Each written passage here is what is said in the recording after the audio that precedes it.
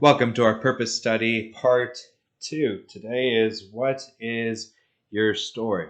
As you know, we've been talking about purpose. What is God's purpose for you and your life? You know, He created you, He made you for a reason.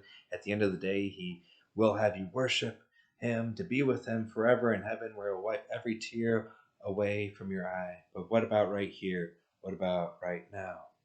A lot of it has to do with striving, that you're striving to do God's will, that naturally your sin strives against God, but you want to follow Him.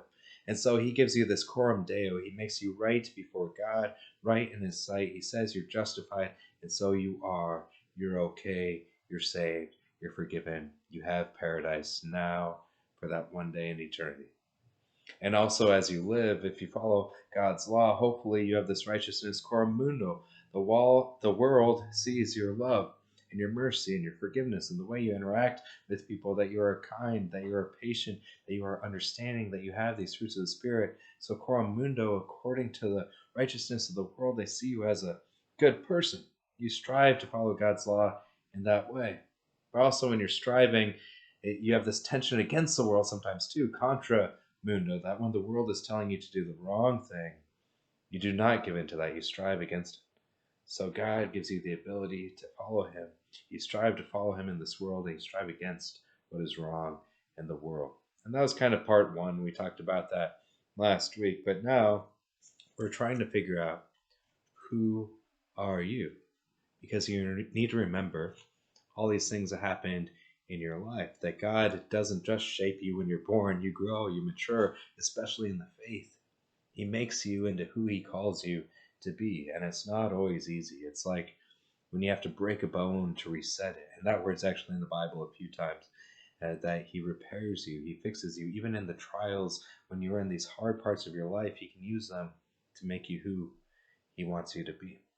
And so in Bible class, in our Zoom, we walked through Peter. I also brought up the example of Paul, of John. And so you can see in these texts that Peter changed a lot throughout his life.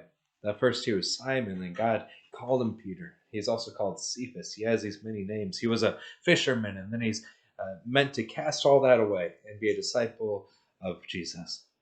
He's a son-in-law. He has a family. He has a wife, and he follows Jesus, and he falls again and again. And that's one of the reasons why he's one of the most relatable apostles.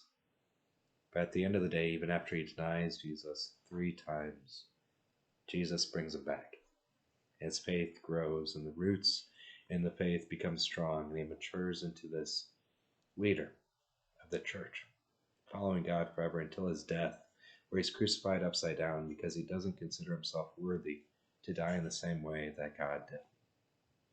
A second illustration then is the Apostle Paul, and you know how he's zealously against Christians, and he's blinded on the road. Then he's worshipped as a god, even though he's just sharing the news of God. They think he's like Hermes, and Barnabas is Zeus. And then this next paragraph after that, he's almost stoned to death. So he goes through a lot just trying to share the gospel in the world, but just like Peter, he matures into a loving pastor, sharing himself with his people, writing the epistles, rebuking and teaching right from wrong, and becoming a martyr in the faith in Rome. And that's why there's a sword in his picture, to show how he died for what he believed in.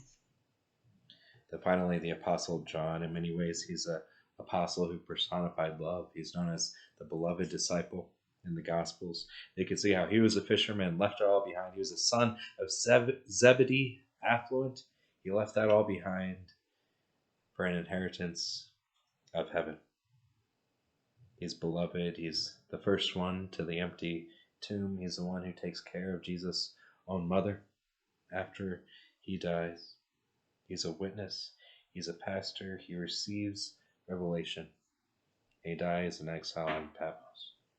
But in all 3 of these apostles, you can see how they were young men, that they grew and matured, and they followed Jesus, and they died in faith.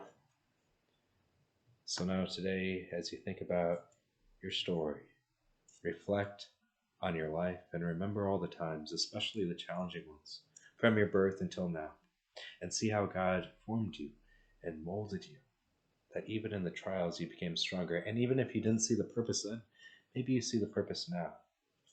If you don't see the purpose now, trust that God has one, because he can see more clearly than any of us ever can. See you next week.